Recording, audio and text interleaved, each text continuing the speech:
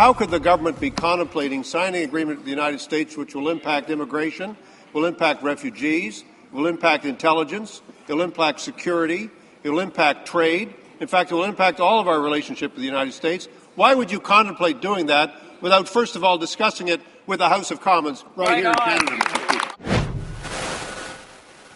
Bob Rae today in the House demanding answers to documents that have come to media outlets such as the National Post, the Globe and Mail, and the CBC. They reveal these backroom discussions between Canada and the U.S. on what's being called a new North American security perimeter. What would a new security perimeter look like? What does it all mean for Canadian sovereignty? Here's the hot sheet on what's allegedly on the table. According to the documents, the new deal will include an integrated cargo security strategy with pre-clearance agreements for goods crossing the border. There would be a joint approach to screening people, including using biometric technology. There would be cross-border sharing of information on serious offenders, criminals and suspects, and coordinated planning, funding, building, expanding, and modernizing of shared border facilities to accelerate the movement of people and goods across some of the busiest borders in the world. Now, we asked the government today to confirm that negotiations are indeed underway. We were told that we don't comment on hearsay or speculation.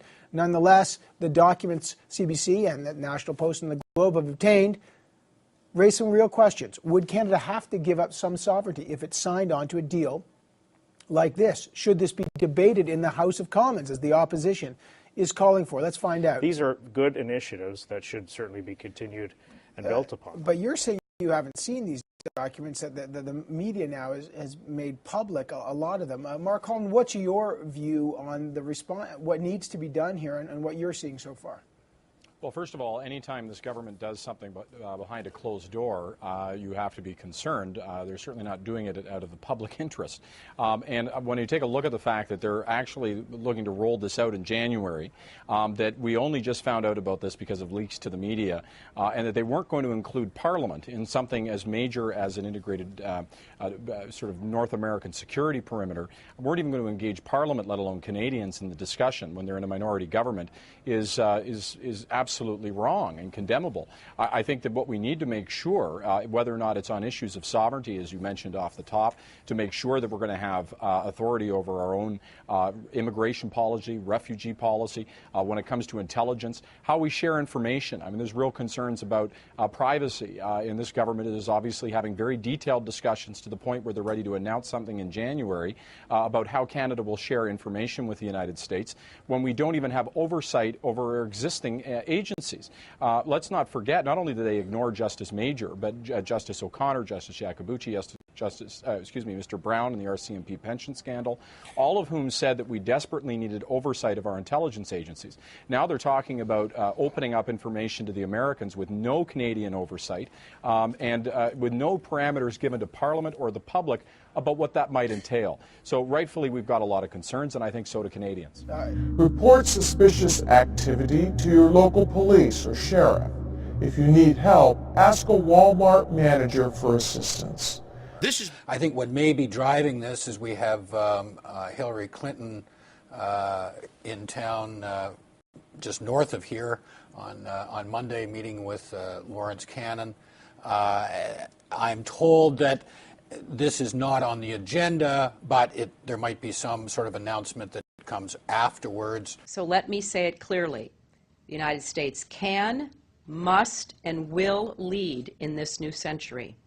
Indeed, the complexities and connections of today's world have yielded a new American moment, a moment when our global leadership is essential, even if we must often lead in new ways. I think this is one of those things that it's going to start percolating. I don't think it's something that the Conservatives here need to worry about their base, who aren't really all that worried about those kinds of issues. Frankly, I think Rob's right. I think they're just simply taking this opportunity while Barack Obama is now president to kickstart a process which has been going on since 9/11.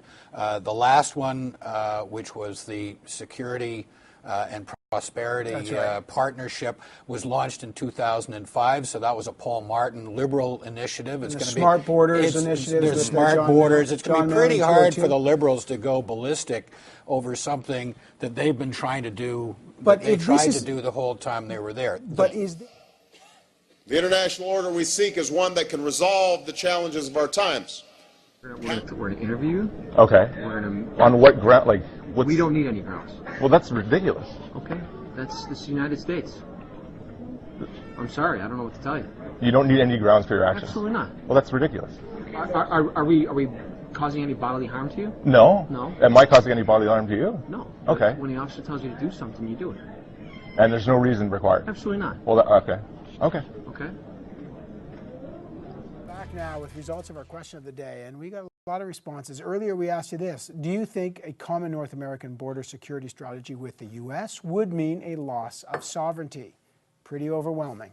77% of you said yes, it would. 21% of you said no. 2% of you unsure. Echoes of NAFTA. We don't need believers anymore. We need doers.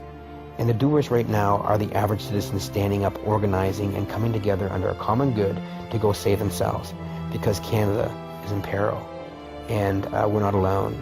And this whole North American Union globalization is not inevitable like 1 and 2 people believe in Canada. It's not. It can be stopped. And if people who sit here since the time of Confederation, who put our country together, could fight and give up their lives to save this country, how dare we, as individual citizens in the 21st century, sit back idle and say it's inevitable? Our country is going to this new world order and this new global elite. Save your country. And we can do that. And Canada is no different from the same patriots and nationalists in the United States or other countries. We're fighting a war together. Whether we're individual citizens of different countries, we have to fight the same people together. We need to come together, get out there, educate, inform your fellow man. Do not be embarrassed. Do not be shy. Who cares if they call you conspiracy theorists? This is the truth. We're in a